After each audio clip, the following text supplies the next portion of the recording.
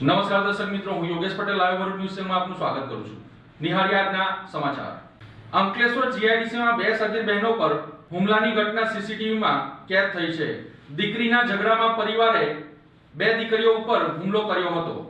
Ankleshwar GIDC વિસ્તારમાં બે સગીર બહેનો પર હુમલાની ઘટના સામે આવી છે. મળતી માહિતી મુજબ દીકરીઓ વચ્ચે થયેલા ઝઘડાનો રીસ રાખીને એક પરિવારના સભ્યોએ બંને સગીર દીકરીઓને રોકી તેમના પર હુમલો કર્યો હોવાનો આરોપ છે. હુમલાખોરોએ બંને બહેનોના વાળ પકડીને તેમને બેટ વડે માર્યો હતો, જેના કારણે બંને સગીર બહેનો ગભરાઈ ગઈ હતી. ઘટના દરમિયાન આસપાસના લોકો એકત્ર થતા હોવા છતાં હુમલાખોરો દ્વારા ત્રાસ યથાવત રહ્યો હોવાના આક્ષેપ કરવામાં આવ્યા છે. સમગ્ર ઘટનાના દ્રશ્યો નજીકમાં લાગેલા સીસીટીવી કેમેરામાં કેદ થયા હોવાનું પણ જાણવા મળી રહ્યું છે. ઘટનાને લઈને સ્થાનિકોમાં ભારે રોષની લાગણી ફેલાઈ રહી છે. હાલ સમગ્ર મામલે પોલીસ ફરિયાદ નોંધાઈ છે કે નહીં અને પોલીસ દ્વારા શું કાર્યવાહી હાથ ધરવામાં આવી છે તે અંગે કોઈ સત્તાવાર માહિતી મળી નથી.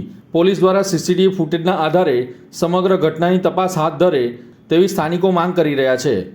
જાહેરમાં સગીર બહેનો પર થયેલા હુમલાની ઘટનાએ કાયદો અને વ્યવસ્થાને લઈને અનેકો સવાલ ઊભા કર્યા છે. હવે જોવાનું એ રહેશે કે પોલીસ આરોપીઓ સામે કેટલી ઝડપથી અને કેવી કડક કાર્યવાહી કરે છે તે જોવું રહ્યું. क्या नाम है आपका? संस्कृति सेंगर। क्या हादसा हुआ आपके साथ? हम लोग ट्यूशन जा रहे थे तो मेरी एक फ्रेंड है पॉल करके, जिसके साथ हमारा झगड़ा हुआ था, उसके पापा वो लोग आए और उन्होंने हमारे ऊपर गाड़ी चढ़ा दी और उसके बाद है ना वो लोग डायरेक्ट हमारे ऊपर हाथापाई करने लगे.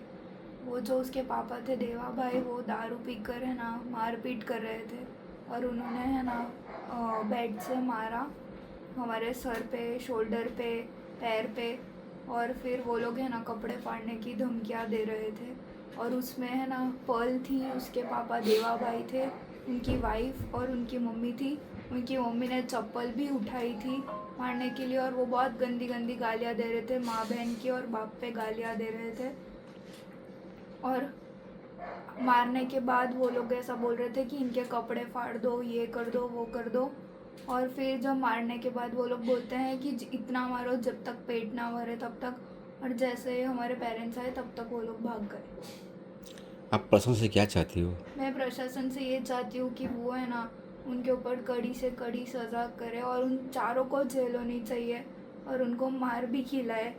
और ऐसे तो अगर इसको दबा देंगे तो हमारे ऊपर क्या होगा? कल तो कोई भी लड़की बाहर जा ही नहीं पाएगी और हम लोगों को हमारी वो हमारे उस पे एक्शन तो मिलना ही चाहिए उनको. જાડેશ્વર નર્મદા કોલેજ પાસે ભરાતી ગુરુવારી બજારના લીધે ટ્રાફિક જામની સમસ્યાથી વિદ્યાર્થીઓ અને સ્થાનિકો પરેશાન થઈ રહ્યા છે. નર્મદા કોલેજ નજીક ખેતરમાં દર ગુરુવારે હાટ બજાર ભરાતી હતી, પરંતુ વરસાદના કારણે ખેતરમાં પાણી અને કાદવ ભરાઈ જતા વેપારીઓ હવે મુખ્ય માર્ગ ઉપર જ પાથરના પાથરીને વેપાર શરૂ કરી દીધો છે. રોડની બંને બાજુએ દબાણ વધતા જાડેશ્વર ચોકડીથી પૂર્વ પટ્ટીના 25થી વધુ ગામોને જોડતા આ મહત્વનો માર્ગ સાંકડો બની ગયો છે. ખાસ કરીને કોલેજ છૂટવાના સમયે વિદ્યાર્થીઓને જીવના જોખમે રોડ ક્રોસ કરવો પડે છે, જ્યારે વાહન ચાલકોને ટ્રાફિક જામનો સામનો કરવો પડે છે. સ્થાનિકોના જણાવ્યા મુજબ અનેકો રજૂઆતો છતાં વહીવટીતંત્ર અને પોલીસ તંત્ર દ્વારા હજી સુધી કોઈ અસરકારક કાર્યવાહી કરવામાં આવી નથી, જેના કારણે અકસ્માતની આશંકા પણ સેવાઈ રહી છે. સ્થાનિકોએ માંગ કરી છે કે ગુરુવારે ભરાતી હાટ બજાર યોગ્ય સ્થળે ખસેડવામાં આવે અથવા મુખ્ય માર્ગથી દૂર કરવામાં આવે, જેથી ટ્રાફિકની સમસ્યા દૂર થાય અને વિદ્યાર્થીઓ તેમજ રાહદારીઓની સુરક્ષા સુનિશ્ચિત કરી શકાય.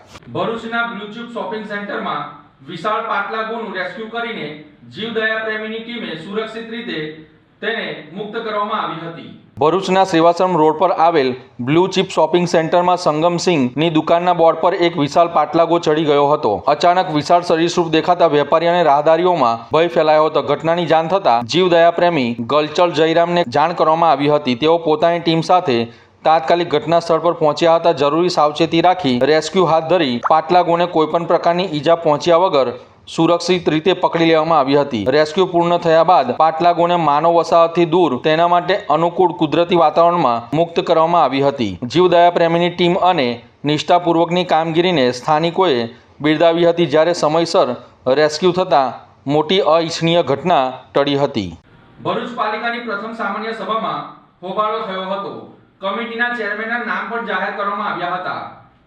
તદુપરાંત વિપક્ષે ઉગ્ર વિરોધ નોંધાવ્યો હતો. સામાન્ય સભામાં પબ્લિક વર્કર્સ સમિતિના ચેરમેન તરીકે અર્પણ જોશી અને વોટર વર્ક્સ સમિતિના ચેરમેન તરીકે હેમેન્દ્ર પ્રજાપતિની વરણી કરવામાં આવી હતી.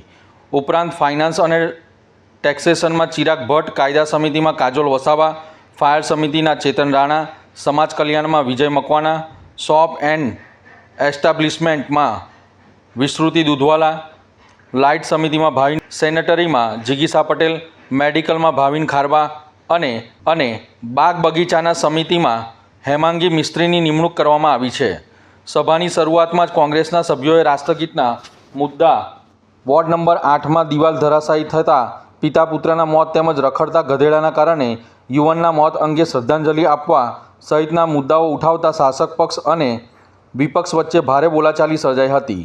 સમિતિઓની જાહેરાત બાદ વિપક્ષના સભ્યોએ સામાન્ય સભામાં સર્ક્યુલર ફાડીને વિરોધ નોંધાવતા વાતાવરણ ગરમાયું હતું.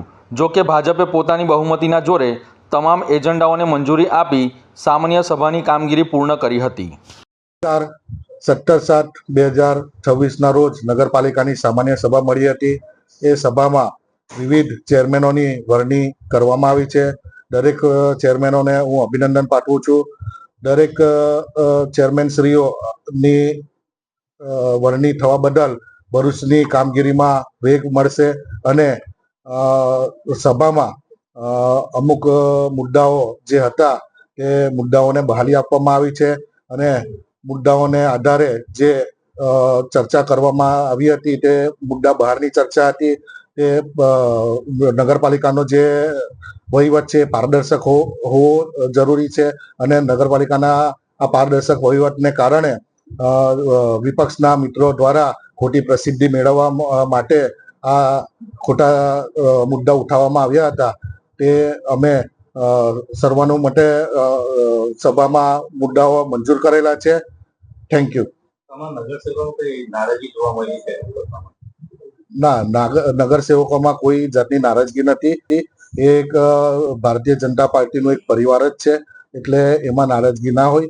એ લોકોને જે વાતચીત થઈ અને તે પછી એ લોકોને વાળી લેવામાં આવ્યા છે. નવા ટર્મની પ્રથમ સામાન્ય સભાના અંદર વિપક્ષના સભ્યો દ્વારા ભરૂચના જે પ્રાણ પ્રશ્નો છે, ખાસ કરીને હમણાં હાલના અંદર જે રીતે દેખાઈ રહ્યું છે કે ભરૂચના અંદર રખડતા ઢોરનો પ્રશ્ન ખૂબ જ પેચીતો બન્યો છે. એની સાથે સાથે કૂતરાઓ કરડવાના બનાવો પણ વધી રહ્યા છે. એ તમામ મુદ્દે વિપક્ષે ચર્ચા કરી. અમારા વિપક્ષના સભ્યોએ જે વાર્ષિક હિસાબ હોય, જ્યારે આજની સભામાં વાર્ષિક હિસાબ મંજૂર થતો હોય તો સ્વાભાવિક છે કે વાર્ષિક હિસાબ મંજૂર કરતા પહેલા એના મહત્વના મુદ્દાના ઉપર ચર્ચા કરવામાં આવે. જે ચર્ચા કરી, પરંતુ હંમેશા ભાગેડુ જે પાર્ટી છે, ભાજપ ભાગેડુ પાર્ટી હંમેશા છે. આજે પણ એ પાર્ટીએ પોતાનું કહી શકાય જે ભાગેડુ હતું એ જાહેર કરેલું છે. એટલે આજે ફરીથી ચર્ચામાંથી જ ભારતીય જનતા પાર્ટીના શાસક પક્ષો જે 35 વર્ષથી આ ખુરશી પર બેઠેલા છે એના પરથી ફરીથી ભાગી ગયા. કોઈ સવાલનો જવાબ ન આપી શક્યા.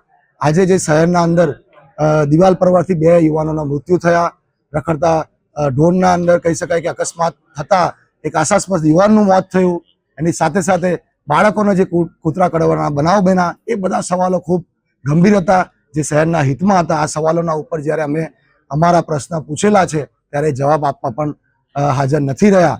સાથે સાથે બોર્ડના અંદર ઘણા બધા અગત્યના કામો હતા. હું શહેરની પ્રજાને કહેવા માંગુ છું, આ બોર્ડની સામાન્ય સભા 3 મહિને એકવાર મળતી હોય છે.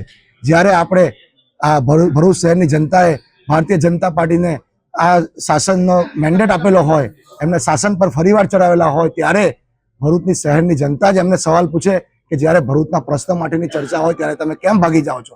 કેમ વિપક્ષના સવાલના જવાબ નથી આપી રહ્યા? વિપક્ષના કોઈ આ ઘરના પ્રશ્ન નથી, હિસાબના પ્રશ્ન, જે સૌથી ગંભીર પ્રશ્ન કહેવાય, ત્રિમાસિક હિસાબ હોય, વાર્ષિક હિસાબ હોય, જેના અંદર અસંખ્ય ગડબડ ગોટાલા હોય છે, એવા પ્રશ્નના જવાબ પણ એ લોકો આપી શકતા ન હતા. આજે ફરીવાર ભાગેડુ જનતા પાર્ટી અહીંથી ભાગી છૂટી છે. અમે આવનારા દિવસોના અંદર આ મુદ્દે પ્રાદેશિક કમિશનરમાં પણ જઈશું, ત્યાં પણ રજૂઆત કરીશું. નગરપાલિકાની પ્રથમ સામાન્ય સભા હતી તો અમે રજૂઆત કરી કે ભાઈ અમારા વોર્ડ નંબર 8ના 3 લોકો અકાળે મૃત્યુ થયા છે. એમાં 2 લોકો બાપ દીકરા કે જે દિવાલ પડતા, જે જૂની 80 વર્ષ 100 વર્ષ જૂની દિવાલ હતી, વસંત મિલની દિવાલ હતી, એની અંદર મૃત્યુ પામ્યા. બીજો એક આશાસ્પદ દીકરો અમારા સરસ્વતીની ચાલની અંદર અમારા એસસી સમાજનો હતો, એ ગધેડા ને અથડાતા એ દીકરાનું મૃત્યુ થયું. અમે લોકોએ કે ભાઈ 2 મિનિટનું આ લોકોના મૃત્યુનો મલાજો રાખીને લોકોનો મૌન પાડો.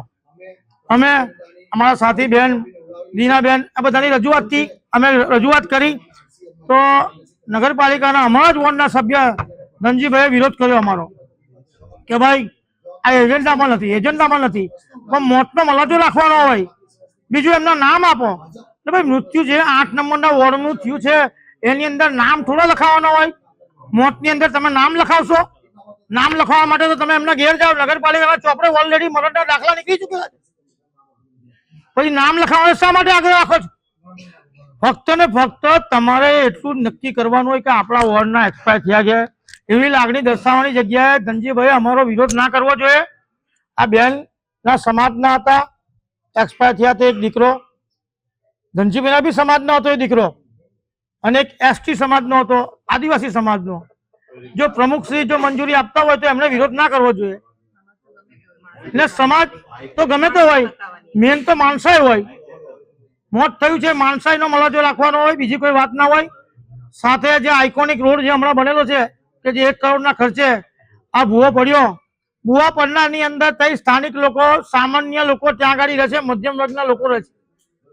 જે લોકો પતંગનો ધંધો કરે, પિચકારીનો ધંધો કરે, હાયરાનો ધંધો કરે, સિઝન વાઇઝ સિઝનેબલ ધંધો કરવા વાળા લોકો છે, ત્યાં આગળ આઇકોનિક રોડ પર જે ભૂવો પડ્યો હજુ બી રિપેર થયો નથી. એટલે મારી તંત્રને નમ્ર વિનંતી કે જલ્દી એને રિપેર કરાવે. આવનાર દિવસોમાં તહેવાર આવે છે, શ્રાવણ મહિનો આવે છે, અને એ ભૂવો ભ્રષ્ટાચારી ભૂવો છે. આટલું મોટું કામ હતું ને એની અંદર કયા લોકોની રોજગારી, લોકોના વાહન અવર જવર થવાની તકલીફથી માંડી ને સવારે જે નોકરી પર જતા હોય એ બેરિકેડની અંદર અથડાશે તો જવાબદારી કોની? એવી તંત્ર જલ્દી રિપેર કરાવે એવી મારી વિનંતી. સામાન્ય સભાની અંદર છેલ્લે એ લોકોએ ભાગી ગયા, અમારા મુદ્દા સાંભળ્યા વગર ભાગી ગયા.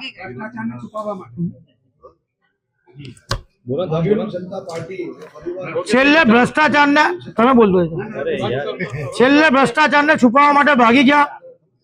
અમે અમને નમ્ર વિનંતી કરી કે આ પ્રજાના પ્રશ્ન છે ભાઈ, પ્રજાના પૈસાનો હિસાબ છે, લોકોના પૈસાનો હિસાબ છે, ટેક્સેબલ લોકોના હિસાબ છે. જે લોકો નળ વેરો, ગટર વેરો, લાઇટ વેરો, સફાઈ વેરો, વ્યવસાય વેરો જે ભરે છે એ પૈસા આપણે કઈ વાપરેલા છે એ અમે હિસાબ તંત્ર પાસે નતો માંગ્યો, અમે માંગેલો ફક્ત ને ફક્ત ચીફ ઓફિસર પાસે. તો ચીફ ઓફિસર નું ઉપરાળું લઈ અને એ લોકોએ સભા દરખાસ્ત કરી અને સભા પૂરી કરીને જતા રહ્યા. આની સામે અમે 258 ની અંદર જે આગળના જે અધિકારી છે એસએમસી ની અંદર જઈશું અને બનશે. આની અંદર કોર્ટમાં છેક સુધી લડીશું કે પ્રજાનો પરસેવાનો પૈસો છે, નથી કોઈ કંપનીનો પૈસો.